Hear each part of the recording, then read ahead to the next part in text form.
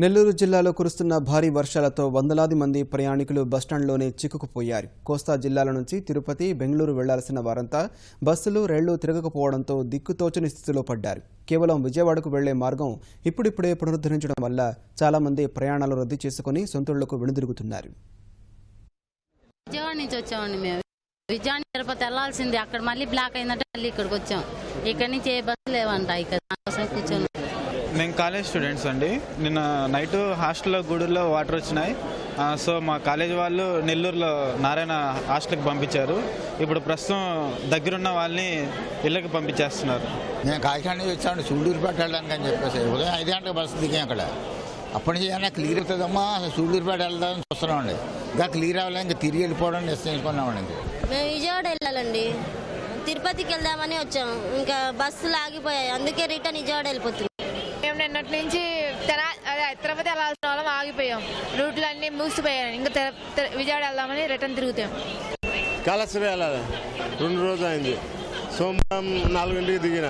నేను తిరుపతి పోవాలని వచ్చాను, బస్సులు లేక ఆగిపోయి మళ్ళీ మా ఊరు సొంతూరు కందుకూరు వెళ్తున్నాం. మేము రైల్వే స్టేషన్ లో వెయిట్ చేసి ఇక్కడ వచ్చి ఇక్కడ వెయిట్ చేస్తున్నాము.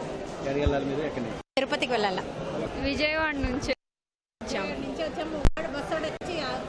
4 నుంచి బైపాస్ లో ఆపేశాడు. అక్కడ నుంచి వరకు తిరుగుతూ stand railway station, bus stand railway station. రాత్రి 10 గంటలకి ఆదిశంకర కాలేజ్ దగ్గర హైవే కట్ అయిపోయింది. అందువల్ల అక్కడి నుంచి తిరుపతికి పోలేకపోయింది. తిరుపతికి, చెన్నైకి ఎక్కడికి పోలేదు. ఈ టూర్స్ కడప నిన్న మధ్యాహ్నం ఆగిపోయింది. ఓన్లీ విజయవాడ క్లియర్ అవుతాం. అక్కడ మనుబోలు దాటినాక హైవే కట్ అయ్యి వాటర్ వచ్చేసి ఫ్లడ్ వాటర్. అందువల్ల రాత్రి అక్కడ బస్సులు ఆగిపోయింది. అందువల్ల ఆ బస్సుని వెనక్కి తీసుకొచ్చి వాడిని వెనక్కి పంపించేయడం. మాది కలవాయి పక్కన ఊరు. మేము ఈ రోజు వచ్చినాము, వాళ్ళు నిన్న వచ్చారు 3 గంటలప్పుడు. నైట్ అంతా ఇక్కడే ఉండినరు, వాళ్ళు ఇక్కడే ఉండరు. మేము ఈ రోజు వచ్చినాము, బస్సు బాగాలేదని ఇక్కడే ఆగుతున్నాం.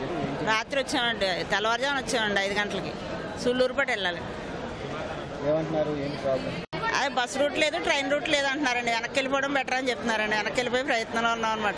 నెల్లూరు బస్ స్టాండ్లో ఇటు చెన్నై, బెంగళూరు, అలాగే సూళ్ళూరుపేట, గూడూరు వైపు వెళ్ళట్టు వచ్చిన ప్రయాణికులందరూ కూడా మొత్తం బస్ స్టాండ్లో నిలుస్తున్నారు. గత 2-3 రోజులుగా కూడా చాలామంది ప్రయాణికులు బస్ స్టాండ్లోనే ఇక్కడే ఉంటున్నారు. రైలు మార్గంలో ప్రయాణం చేసే అవకాశం లేకపోవడం, అలాగే రైలు స్టేషన్లో రిజర్వేషన్ చేయించుకొని తిరుపతి వెళ్లాల్సిన వాళ్ళు కూడా రైలు మార్గం లేని పరిస్థితుల్లో బస్ స్టాండ్కి వచ్చి బస్ సౌకర్యం కూడా అందుబాటులో ఉంటే బస్ సౌకర్యంలో ద్వారానైనా సరే తిరుపతి చేరుకోవాలని, లేదా చెన్నై వెళ్ళాలని ఉద్యోగులు, బెంగళూరు వెళ్లాల్సినటువంటి సాఫ్ట్వేర్ ఉద్యోగులు కూడా ఈ ప్రాంతంలోనే పూర్తిగా నెల్లూరులోనే రహదారి సౌకర్యం లేకపోవడంతో ఇరుక్కుపోయారు. ఆర్టీసీ కూడా రిజర్వేషన్లు ఇక నెల్లూరు నుంచి చేయించుకున్న వాళ్ళకి రిజర్వేషన్లు రద్దు చేసి పూర్తి డబ్బులు ఇవ్వడం, అలాగే ప్రత్యేకమైన బస్సులు ఏర్పాటు చేసి విజయవాడ, కాకినాడ మార్గాలకు కూడా వెళ్లాల్సిన వాళ్ళని తిరిగి గమ్యస్థానాలకు జరుగుతుంది. ఇది బస్ స్టాండ్ పరిస్థితి. కెమెరామెన్ క్యాచ్ అవుతో శ్రీనివాస్ మోహన్, ఈటీవీ న్యూస్.